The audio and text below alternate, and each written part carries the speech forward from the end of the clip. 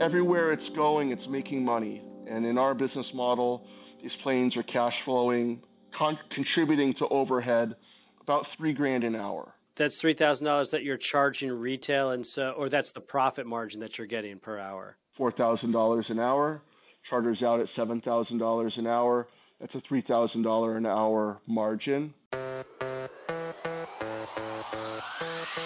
Welcome to the Jet Life Podcast, pulling back the curtain on private aviation so you can live that jet life to the fullest. My name's Tom Lelyo, and I'm your ultimate jet guide.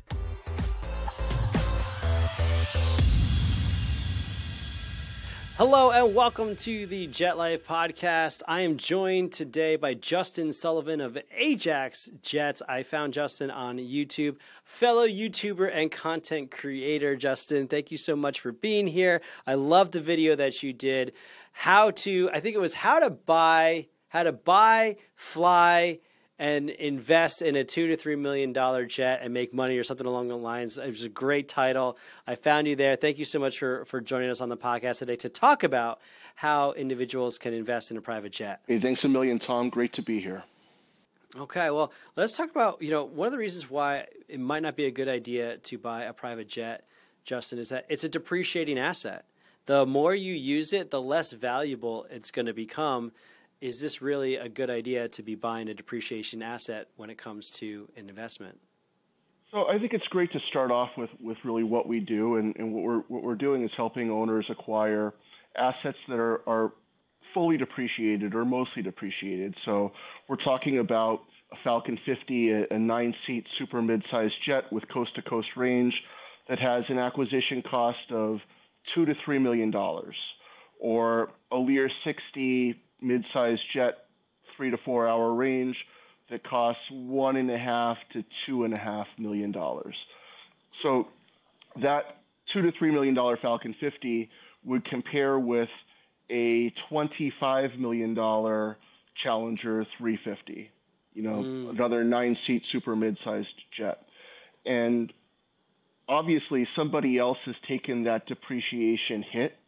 So in today's very frothy charter market, where I wouldn't say it's easy, Tom, to put 1,000 hours a year of charter revenue on an airplane, but we both know that that's certainly attainable. If you were to take a $25 million Challenger 350, you don't want a guy like me putting 1,000 hours a year on it because you're going to take a huge depreciation hit. But if you're buying a 1985 Falcon 50 that already has 13,000 flight hours on it, and we put 1,000 hours on it, there's not somebody else has taken that depreciation hit, and you're really just living in the cash flows that $1,000 or 1,000 hours a year is generating.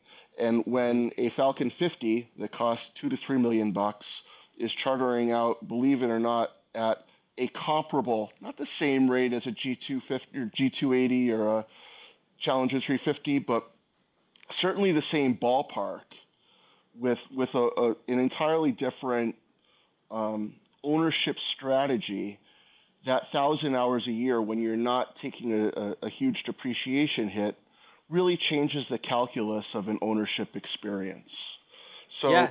I think you're absolutely right. If somebody was, most of the people who I talk to, they've dreamt about owning a private jet for years, probably for their whole career. They got on the CEO's private jet 30 years ago and like, man, this is what I want to do. But they're still thinking about, hey, I'm going to get into a Challenger 350, a G650, a Gulfstream G280, maybe a smaller plane like a Phenom 300. Their minds are oriented towards late model planes because that's what they see in the Robb report, and that's what that next CEO that they admire has, and they think, man, that's the way to go. And it certainly takes a bit of wouldn't say re-education, but a change in perspective to get that guy to go from investing $25 million in a Challenger 350 to $2 to $3 million in a Falcon 50 that happens to be 35 years older. What I like about what you're talking about is you're looking at the depreciation, you're giving it context, right? So of course the asset's going to depreciate. You spend $2-3 million, it's going to be worth a little bit less, in a year, 2, 3, 5 years, whatever it is. But when you look at it in a broader context, that plane was a $25 million or whatever plane, back when it originated. So the biggest depreciation hit has already been taken by somebody else, so that even though it is going to depreciate a little bit, it's not going to be as bad when you make the purchase. Yeah, and more to that point, Tom, the incremental hours that we put on it are not really going to affect that depreciation. Age is a depreciating factor, hours are a depreciating factor, but it's really a different perspective, and maybe your audience would I like to look at things through the lens of cars, right? Mm-hmm. If you're buying say you're buying a 2022 Aston Martin for $230,000, right? Or a Bentley for $500,000. The way that you're going to treat that vehicle is a certain way. You're going to be very careful about the number of miles that you put on it, because you don't want to take the depreciation hit. You're not going to wear your shoes in your car. It's going to be like Ferris Bueller's Day Off, where it's in its own house with lights shining on it, and you're going to rub it with a diaper. And when it comes time to take that car in for service, you're not going to take it anywhere but the Aston Martin dealership or the Bentley dealership to work on it, right? And they're only going to maintain it with factory OEM parts. And the last time I checked, an Aston Martin or Bentley Motors technician bills out at about $325 an hour. And you're buying that car for your own reasons. You're not buying that car to make money, of course. Who makes money with a car? But you're buying it with a certain psychology, and you're obviously a high net worth individual for buying that car, and it's a trophy lifestyle asset, right? Compare that to buying a 2012 Mercedes-Benz G-Wagon for 60 grand. And that G-Wagon, I don't know what they cost new, but say they cost $250,000 brand new if it's an AMG package. So obviously somebody else has taken that depreciation hit before you've bought that vehicle for $60,000. But more to the point, Tom, you've bought that vehicle for your own very specific reasons. You want to save a buck. You could have spent $250,000 on that vehicle, but you chose not to. You chose to spend $60,000 on a vehicle. So you're probably economically oriented or trying to save a buck. And along with that, the way that you would treat that vehicle is very different than if you had bought a 2022 Aston Martin or Bentley. Maybe you don't take your shoes off when you get into it. Maybe you don't care how many miles you're putting on it, so you drive it everywhere you go. And more to the point of private aviation, one of probably the single largest cost center in your ownership experience, certainly at high volumes, 1,000 hours a year, is airframe and engine maintenance, right? So if you're buying a 2012 G-Wagon, you're economically oriented, and you probably don't need to bring that vehicle to the Mercedes-Benz dealership every time it needs the tires rotated or every time the timing belt needs to be changed. You can have a relationship with a local shop who's reputable, who knows how to get non-factory OEM parts at a good rate, and maybe their technicians bill out at $130 an hour. And you know Mm-hmm. that this import garage does a great job and you're a good customer of theirs, so they take great care of you. But your cost of ownership is significantly less on a per mile basis than that brand new Aston Martin or Bentley or Mercedes because of the Mm-hmm. way that you're choosing to maintain it and because of your utilization footprint on it. You're driving it Yeah. 15,000 miles a year. You're getting 15,000 miles of utility out of it a year, which is, say, that's a lot compared to your brand new car where you're not driving it to Safeway because you don't want to put those 3 miles on it that day, and you're diminishing your so not only is your cost to maintain it higher, pretending that it's not on a factory maintenance program, but that cost that you're paying for maintenance divided by the number of miles gets way out of whack compared to that Mm. 2012 G-Wagon because you're driving it more and it's costing you less to maintain it. And when it costs you less divided by how many miles you drive it, that's a great calculus. And that's how we look at a Yeah. 1990 Falcon 50, right?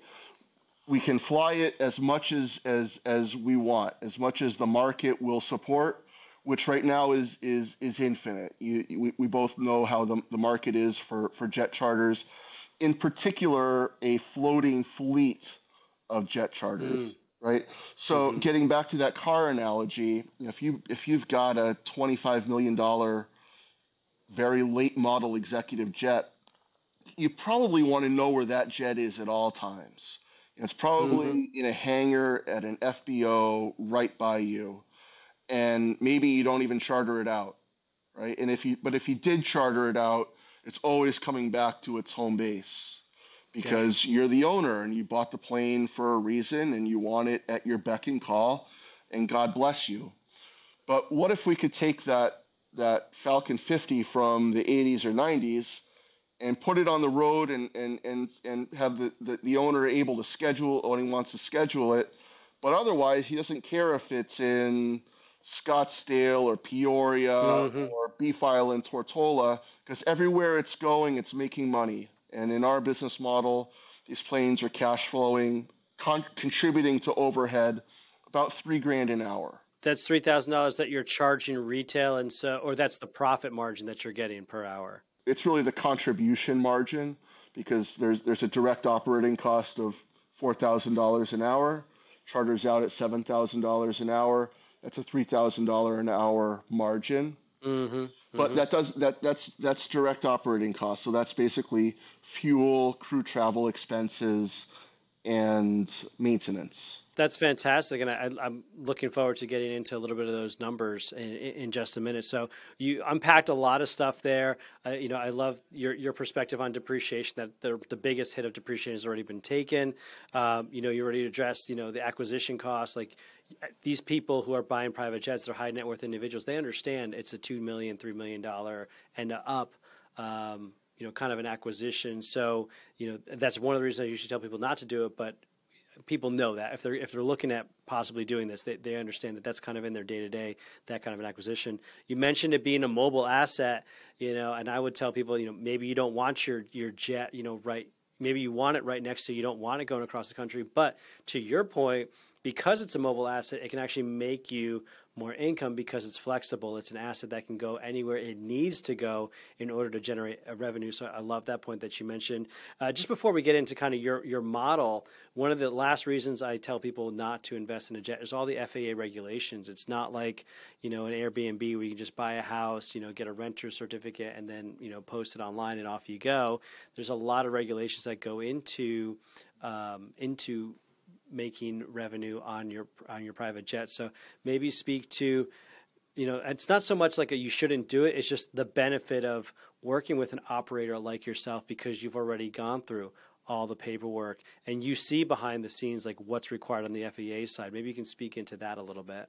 It's not just regulations, Tom. It's there's just a lot that goes into maintaining an asset like this, employing the pilots, having the pilots on your payroll, and maintaining the economic authority from the FAA. So getting back to Mm. that car analogy, you your car is on a manufacturer's maintenance program. When the service E light comes up, you're supposed to take it into a dealership or into a service center, and they map service E with a 222 point inspection of items that they do at service E in order to keep your car safe and roadworthy. The Mm-hmm. same phenomenon is in private jets, except for it's regulated by the FAA that you must keep your airframe maintained to the manufacturer's maintenance program. So maintenance is calculated both on an hourly basis, so for every hour that the plane flies, um, it brings it closer to certain life limited components and other items that need to be serviced, and also on a time basis. So every X number of months or X number of years, different inspections and overhauls are due. These maintenance tasks are all tracked in a computerized maintenance program that we subscribe to called CAMP, and it's no fool's errand to keep track of that Hmm. and keep an airplane flying safely and compliant. That's part of what we do as part of our monthly management fee is provide maintenance administration to keep the planes flying compliantly. But more to your point, Tom, there's a litany of FAA and DOT and NTSB regulations that surround pilots, pilot training schedules, pilot qualifications, pilot drug testing, Mm-hmm. not to mention the economic authority from the FAA to be able um, to monetize a charter flight. So there's been some wrangling or some news lately about gray area flights where private owners are loaning out their planes to friends and taking compensation in an informal way. And not only are those flights illegal, but they're unsafe, and they open both the owner and the customer, if you will, the illegal customer, to a great deal of legal jeopardy. That's all unnecessary. All you need to do is sign a lease agreement with a certified Part 135 air carrier such as us or another one of our brethren, and at that point, our company assumes the operational control of your asset, and we employ, in my organization, we employ 100 people, but there are three key personnel who the FAA looks to. It's a director of operations, who is the main man in charge of safety and compliance, a chief pilot, and a director of maintenance.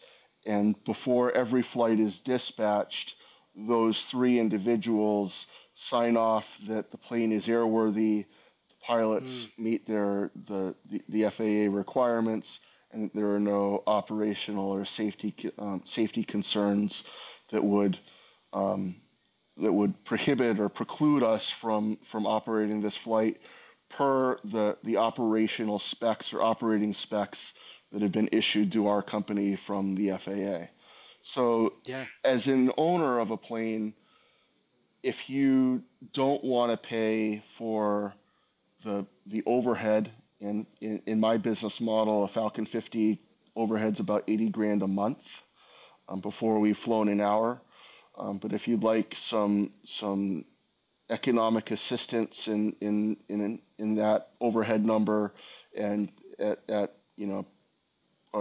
frankly a positive ROI on your asset, you really have to charter it out. There's no other way to generate anywhere near the amount of revenue that's needed to hit these numbers other than charter. So there's a lot of people that I know who buy a plane for their own use and enjoyment. Anybody who we're talking to, whether they're chartering a plane or whether they're owning a plane for use and enjoyment or owning a plane for profit potential, they're all high net worth individuals. It just depends, what you want your ownership experience to look like, and Hmm. if you want it to have a positive financial outcome, you'll talk to a company like ours. A lot of people will say, conventional wisdom says you cannot make money with a jet, whether it's there's not enough demand for it or the charter companies are going to kill you with fees and maintenance costs and stuff. Conventional wisdom says you can't make money with a jet. What do you say, to that conventional wisdom? So let's unpack that for a second. There's a few big buckets of cost and expense. One is obviously the asset acquisition. So when you think about that conventional wisdom, most people are they're factoring in buying a late model plane. So if you want to buy a $30 million jet that competes against my $2 or $3 million jet, your cost of capital is going to be way out of whack, and it's very difficult to pencil that out. And if you're going to take that $30 million jet and you're only going to bring it to Bombardier or Dassault Falcon Jet or Gulfstream for service, and you're only going to buy factory OEM parts, and you're going to hire a local management company. So, say you're in Teterboro and you live in New York, you're going to hire Aircraft Services Group, which is a great, highly reputable New York-based air carrier, to operate it, and they're going to keep it in a hangar there in Teterboro and charge you rent and use their own technicians. And every time that plane flies out of Teterboro, it's going to have to come back, right? Because it's a traditional management model. So, Hmm. if you're flying one way from New York to LA, you're not going to call that ASG based um, super mid-sized jet, because they're going to quote you to return the plane back. So its charter footprint is only for really short stay round trips or short one ways that originate in Metro New York. If you're going to do all those things, there's absolutely no chance that you're going to make a dollar in private air travel. And most people don't buy the Hmm. plane to make money. We do everything differently than Hmm. that. We manage planes that are fully depreciated. We've covered that. There's an approach for buying overhauled parts and that are 30 cents on the dollar compared to factory OEM parts, and they've been certified and signed off and are as good as new. Um, Probably the biggest nuance to our business model is being a floating fleet operator. So our planes don't return back to a home base. Our planes don't live in a home base. Our owners don't pay monthly hangar rent. The planes live on the road. So Hmm. by in so doing, we're able to take advantage of the much more frothy one-way market where we charge about 85% of a round trip price for a one-way flight. So it's a little bit less than you would pay that locally based operator to return their plane all the way home, but it's a very healthy margin, and it's a particularly healthy margin when you factor in your cost of capital on the jet, cost of maintenance on the airframe, and the higher rate per hour, and the number of hours per month that we can put on a plane when we fly it one way. Hmm. Because I mean, if you look in our marketplace, Tom, you know that most of the requests from charter customers are one way in nature. High net worth individuals Hmm. have a travel pattern that is very conducive to one way travel, and even if their flights are round trip, they're staying in that location for so long that it's not going to make sense to leave a plane there for the opportunity cost. So they're in the one-way market, and by being very active players in that one-way market, we get, I don't know what um, traditional locally based operators are getting these days in monthly charter throughput, because I'm not in that world, but it has to be, 30-40% less than what we Mm. get in our world, um, simply for the fact that we're available for one ways, and we Yeah, get 20-30% more per hour because our planes fly one way, and it costs less to buy them, and it yeah. costs less to maintain them. So this model before COVID made money for all of the factors that I just laid out. So owners were receiving checks before COVID. Our company was profitable before COVID. What's Wow. happened since COVID, for all the factors that I just explained? It's hard to lose money when you're flying one way. You have an understanding group of owners who don't need their planes in their backyard. You can make economically oriented, financially astute maintenance decisions. You have a wider swath of pilots, and Falcon 50 and Falcon 900 pilots, frankly, are more common than pilots for later model planes. It's easier to get training slots for classic planes than it is for, for a moment we were operating two Challenger 350s, and getting training slots for pilots was, a very long waiting list. So it's I've heard hard that to guy. Yeah. lose money doing this.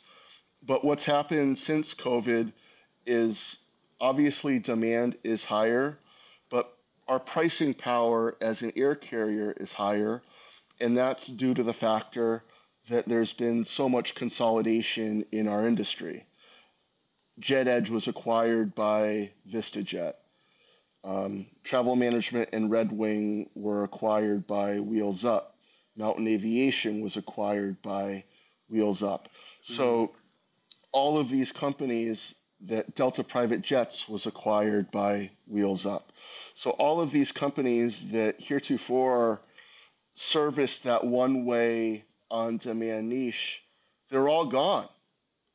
The amount of Mm. supply in this industry, on demand one way jet charters, is down by more than half since COVID. Interesting. So people like us, we're limited in the number of planes that we have. We have nowhere to take our business except for to raise prices. Mm. Gotcha. That makes a lot of sense. I'd love to talk about that business structure specifically. So basically, how does it work? Somebody wants to buy a jet, and then you mentioned they lease that back out to you. So, and you talked about operational control. So maybe take us into the business structure. Certainly. So an owner will acquire an asset, typically through an LLC, where the sole asset of that LLC is the executive business jet. It will then lease that asset to our company, where we assume operational control of the plane. And from that point forward, we are, I should back up for a moment. In addition to acquiring that asset, the owner is paying for the startup expenses of the asset, which include, for example, the annual insurance premium. Um, hiring we hire 4 full-time pilots per airplane in our fleet, and those pilots live all over the country. So we're hiring those 4 pilots and then putting them through flight safety or semi-flight training, which has a substantial cost. And all of those, and then we're subscribing to various databases and navigational charts and other things. So the owner is fronting all of those expenses. It's a traditional asset management model, much like buying a vacation home and hiring a local property management company to manage it and maintain it. When when it when guests leave, they have the cleaning staff come in. If the roof leaks, they go hire a maintenance guy to come down and fix the roof. They're managing the Airbnb listing and the VRBO listing, and applying those monies against the costs, and at the end of every month giving the owner a statement of costs and expenses. So that's exactly what we do. We provide the owners with, once the asset is flying, a monthly statement of costs versus revenues. And the owners will, some owners have elected to pay a fee into their own account every time that they fly, and others choose not to. And when you choose not to, all that means is that we're incurring costs on your asset for owner flights. So we ended our day in Wilmington, Delaware. The owner's flying out of Teterboro the next day. We're flying from Wilmington to Teterboro, buying $2,500 of the fuel in Wilmington and paying a landing fee in Teterboro. Say and then we're buying fuel in Teterboro to fly the owner to LA, right? So we've in all that example, we've incurred about $20,000 in expenses, and the owner's not paying those, so those expenses go against no revenue, and Gotcha. and that, it's the cash flows of the charter paying customers who are really going to pay for that. So just so I'm clear, the owner's going to put out the money to buy the aircraft. They're going to lease it back to you. They're going to put it in an LLC. They're going to lease back to you. You're going to have direct operational control. They're going to help. They're going to front the money to get the pilots trained and everything. So I guess my question is, whose credit card's on file? So for the pilot training, it sounds like the owner's credit card's the one, on file. And then once it's up and running, then if it doesn't fly at all and there's hangar costs, there's maintenance costs, who's paying that? Are you charging the owner that directly, or are you guys taking care of it? You're paying the bills, and then you turn back around and say, "Hey, owner, you owe us X amount of dollars." We don't use owner credit cards, so it's the cash flows of the plane, and at the end of the month, if there's an operating deficit, then it's the owner's responsibility. But we don't actually mechanically use an owner's credit card. But it gets back, Tom, to one of the first questions that you asked is, why shouldn't somebody buy a plane, or why wouldn't somebody buy a plane? Because I'm cognizant of the fact that I've painted a pretty rosy picture for owning a plane in my business model, and maybe it would be helpful to your audience to hear of an example or a story of how this Sure. might not work out great in a given month. So pretend that your plane flew into Bozeman, Montana on April 2nd, and the APU blew up when you land in Bozeman, Montana. And not only, I don't know if you know where an APU is located in a Falcon 50, but it's right in the back and right next to the hydraulics and a lot of other really critical components. And The three engines. yeah, it's messy, right? And an APU can cost 70 grand on the used APU market, to pretend that it's a catastrophic failure.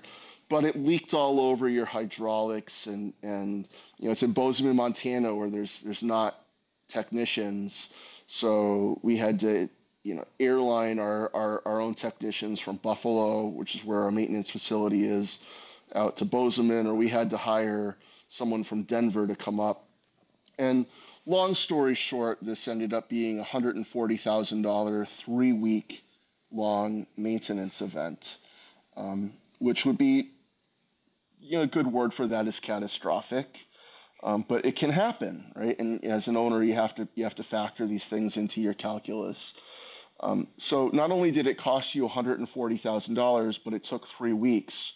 And remember what I said at the beginning of this conversation? It costs about 80 grand a month in overhead for your pilot salaries.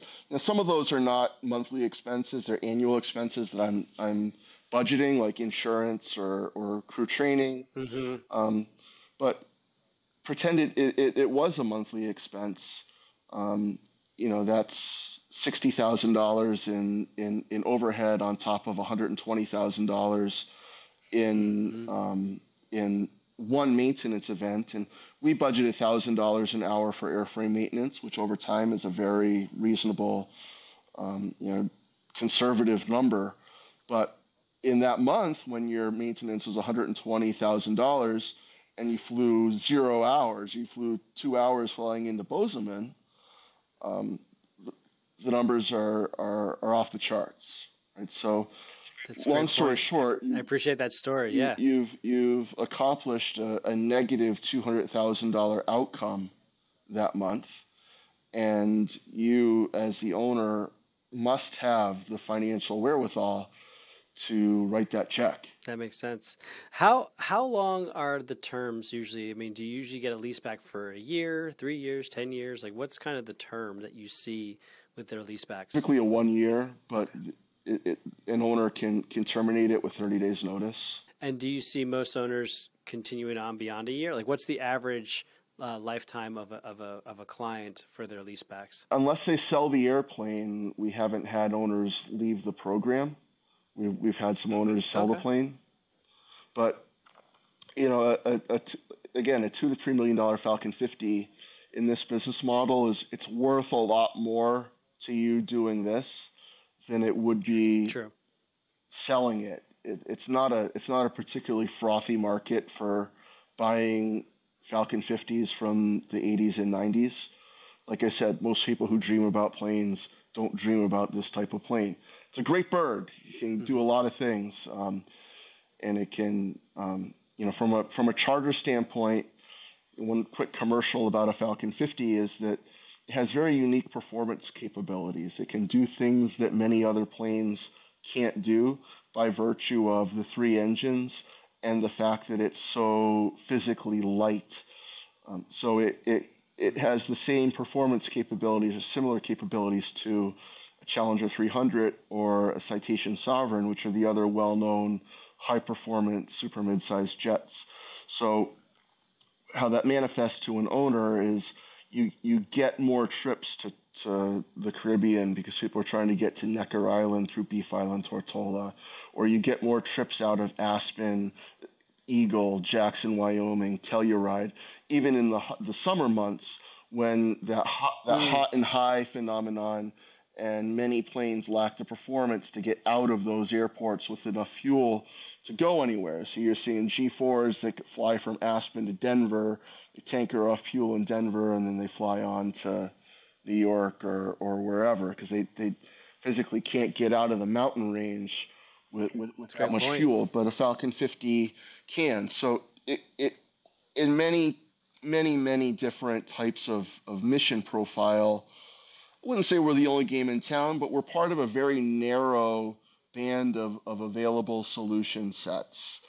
And that drives more utilization through the assets all year Hmm. round. Tell us about what the charter market looks like from an owner's perspective in the light jet world. Certainly. So we focus on mid-sized, super mid-sized, and heavy jets. Um, in the past, we've dipped our toe into the light jet market, and frankly, Hmm. what I found is that it's almost as expensive to operate a light jet from an overhead and from a maintenance perspective as it costs for one of these classic airframe mid-sized and super mid-sized jets. So, parts really don't cost that much less. Labor certainly doesn't cost any less. And things seem to break just as often on light Mm. jets as they do in super mids. But beyond that, Tom, I think that charter customers like their comfort and like their space, and the market naturally gravitates towards bigger planes to the extent that it's within the budget. But also from one of the things that keeps me up at night is pilot hiring and retention, right? And when you have pilots who are flying a light jet, they make a little bit less than a super mid-sized jet pilot. So I feel like they're looking to upgrade, a lot faster, and you run the risk of having more turnover. Because really, if you're a pilot, these are often big guys, and who wants to be, sitting, Yeah, squeezing yeah. themselves into a light jet? If in this market, it's still pretty frothy for pilots to be able to go out and find the right opportunity for themselves. And then the third perspective on light jets is just cash flow. So if it costs roughly the same, certainly the same order of magnitude to operate a Hmm. light jet, how much cash flow can you really drive through a light jet compared to a super mid-sized jet? They're smaller, they have less range, their footprint is smaller, so a light jet, many of them can't make it from, say, Boston to South Florida. So they're really much more regional plays, and their average live leg flight segment might be 1.0 hours to 1.5 hours. And that compares to our average live leg on a Falcon 50 is 3 hours. Our average live leg on a Falcon Hmm. 900 is about 4 hours. They just don't operate at the margin that's going to give our owner the outcome that he wants, to the extent that he's looking for an economically oriented outcome. Right. Yeah. If you think about it, just from those numbers that you just pointed out, if the goal, and I don't know if we talked about this, maybe you want to speak into this, but if the goal is to offset maintenance, we really need to be in the 500 hour a year mark. Correct me if I'm wrong, for a plane to be flying. Like the plane needs to fly a couple hundred hours a year. So if the average leg or the average trip for a midsize is 4 hours, that's 100 trips. Okay, I could see an operator like yourself booking 100 trips in a year. If I now own a light jet, and I need 400 hours a year, I got to book 400 trips if the average trip is an hour long. And so that's a lot bigger of a task to take on from an operator side than simply 100 trips a year. So am Yeah, I doing that math right? yeah, Does that and sound about and right? they're harder trips to sell. People want to be in a Mm, mid-sized jet. They want to be in a super mid-sized jet. Um, in a light jet, you're competing a lot against King Airs and Pilatuses hmm. that have basically the same size tube. And if you're flying from Boston to New York on a light jet, that might be 50 minutes, and on a Pilatus it might be 65 minutes. But we're then competing against that Pilatus in terms of occupied hourly rate, and it costs a lot less to operate a Mm, Pilatus than it does a light jet. So I think it's a quirky spot in the market where it's not that much better than a turboprop. It's certainly a lot worse than a mid-sized or super mid-sized jet. And it doesn't cost that much less to operate it. So when you talk about 400 hours a year, in today's market, no matter what you have, that's very attainable. Our Falcon 50 mm. fleets running about 1,000 hours a year per plane, including Wow. owner usage.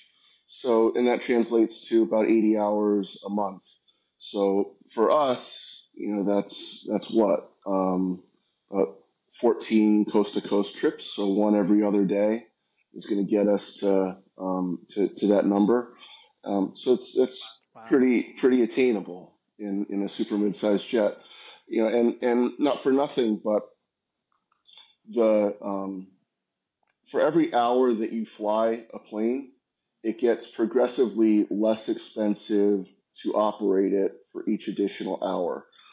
As the plane is flying across the country, it's burning off fuel, and it's flying at a higher altitude, which is more fuel efficient. So while we're getting that same frothy occupied hourly rate for our flights, for every hour that it's flying, it's costing less and less to operate. Less and So less. so those longer flights are really the money makers from our owner's perspective. Yeah. No, I can. That's yeah. I appreciate that. And you only get those kinds of legs with jets that can do that. A very light jet's not going to fly for hours and hours and hours the way a midsize or a heavy is going to fly. Right, and we're What do you have to say about? Oh, sorry. Well, I would just say that we're in the super mid-size space. We're competing against Citation 10s and Citation Sovereigns and G200s, right? So these are planes that cost 4 to 10 times as much, but they're also, because of the consolidation in the industry, those are the planes that are the toughest to find. So what we find with the super mid-sized jet is that you often people have the budget for it, but they don't have the lift. And if you can come into that category with high quality product that's available, you're going to win a lot of trips. What would you say about this idea of markets? If someone's in Fargo, North Dakota, I mean, that's one kind of market, and you would obviously need some kind of a specific model that's going to help, generate revenue.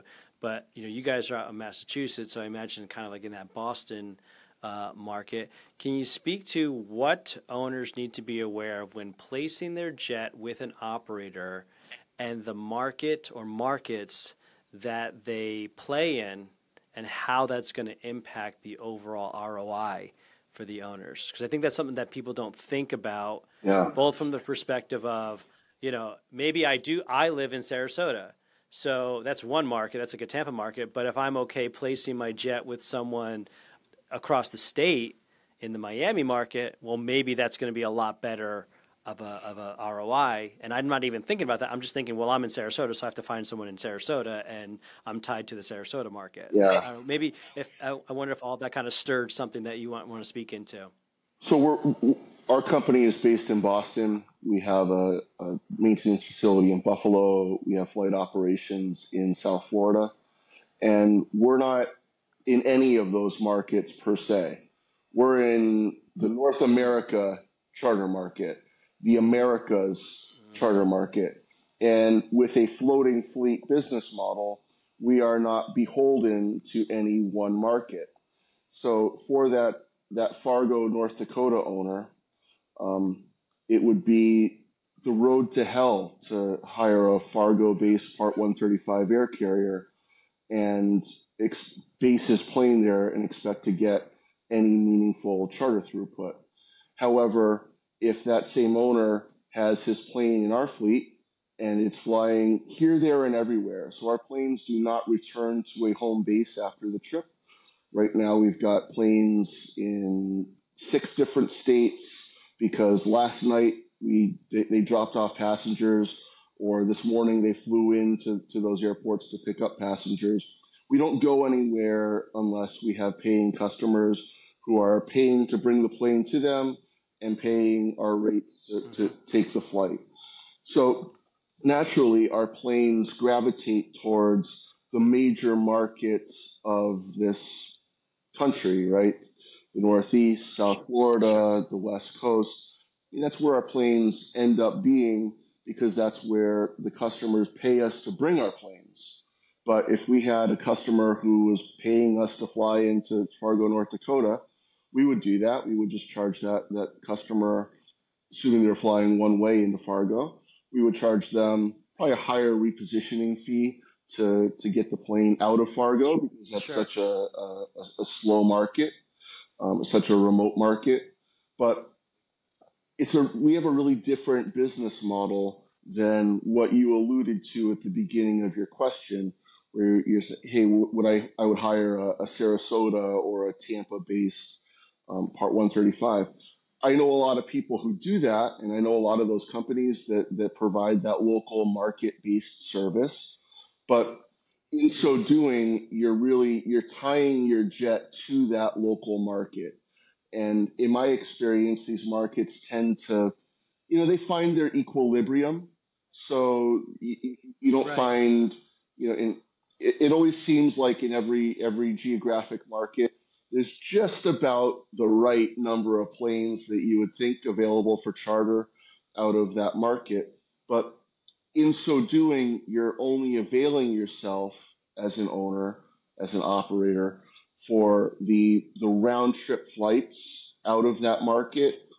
Exactly. Yes. Exactly. So you're, that 3 to 4, maybe 500 hours a year of utilization is very realistic for that business model, where that's what most regional air carriers are generating, is about 400 hours of charter a year, and we're more than double that because we're playing in the one way Yeah, game. that makes And sense. No, it's oh, not to just to put an exclamation point on that. There's this great book. It's called The Blue Ocean Strategy. It talks about how there are markets, and some of these markets are red oceans because of all of these sharks that are just eating each other, because there's no differentiation, and they're all playing in the same market. And then there's a blue ocean strategy, which the waters are clean because there's no or fewer competitors, or the competition is irrelevant. So in each market, you oh, find these, in New York, the same seven air carriers are all fighting over those short stay round trips that originate out of New York. Same with South Florida. They're all trying to get those missions. But if you're flying a one way out of New York or a one way out of Florida, and we happen to have a plane that's well positioned, there's going to be a lot less competition for that, because every one of those local operators is always quoting to have the plane come back after it drops you off. So their mm-hmm. pricing is higher. But in our business model, if we're flying one way, we can charge a much higher hourly rate than that company that's quoting it as a round trip, and still be less because we're flying less hours. Have you seen, or what do you make of this concept of a race to the bottom when it comes to charters? That the charter market has been so frothy, but there does seem to be signs of a pullback, which I think we've discussed. I don't see it returning to a negative, and we're just finding a new Yeah. equilibrium. How do operators? How do you navigate a market that has almost become known for a race to the bottom? And what's maybe something you would caution charter people and owners that when they're looking at these charter rates, and it seems to be a race to the bottom with regards to charter rates? Can you speak into any of Well, that? for the last 18 months, it was a race to the top. We were talking about this offline, where the amount of pricing power that operators have enjoyed has been unprecedented. And our owners have gotten used to those rates, and you know, frankly, the costs are so high, and this is such an unforgiving business model, where between pilot fees and maintenance and just the cost to leave your plane on a ramp overnight is $400 a night in I many know. cases. Tell me about It's crazy. So it. the companies that entertain a race to the bottom pricing strategy, in my worldview, are not going to be here for very long. But the good news hmm is that I don't see that I don't see that happening. And I'm very plugged Okay. into the market, and it certainly has gotten more competitive than in the past. But you hmm know,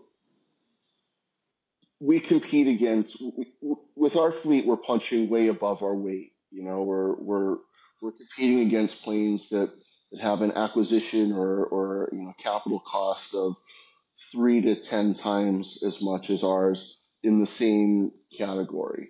So those owners have debt service probably on their machines. Um, they they don't want to put as many out, that 1,000 hours a year that I put on a 1990 Falcon 50. If you had a 2022 Challenger 350, you wouldn't want me putting those hours on that plane, because you take a Exactly. huge Yeah. depreciation Yeah. hit. So I like to think that we're well positioned, and that our with the we're asset light. Our owners own our planes, but they want to see consistent charter revenue. Charter is the silent partner in every one of our owners' business models, and you know, a race to the bottom doesn't necessarily need to be a race to the bottom in terms of price, but it can also be, you know, not to suggest that our planes are the bottom of the barrel, because they're certainly not, but you know, a 1990 Falcon 50 that's $2 to $3 million compared to planes that are in the same category that cost way more. It is the bottom. It's Right. the lowest point of entry to get into the super mid game is a Falcon 50. Among the lowest ways to get into the mid-sized jet game is a Lear 60. So these planes are available. They want to charter. The owners want to charter them out. They want to put Right. that 1,000 hours a year on it. If we can get more hours, they want them, right? So, so Right. our business model, as I've explained, gives us a great deal of pricing power because we're often the only game in town for one-way flights, and the market, because all of those later model planes are either still costing, you know, more than they should, or just simply unavailable. There's you know, the market finds us because we are available and because we do want that business Sure. and we still have the pricing power. Sure. Well, Justin, thank you so much for your time on 2 occasions to get this information out to our audience, because it is super powerful. And, you know, the more educated people become, the more able and ready they are to make a decision. So I greatly appreciate that. Where can people find more information about AJAX Jets? Our website is AJAX Jets, AJAXJETS.com. You can check me out on my YouTube channel at Your Friend with Jets. And if you'd like to send me an email, my email address is justin@ajaxjets.com.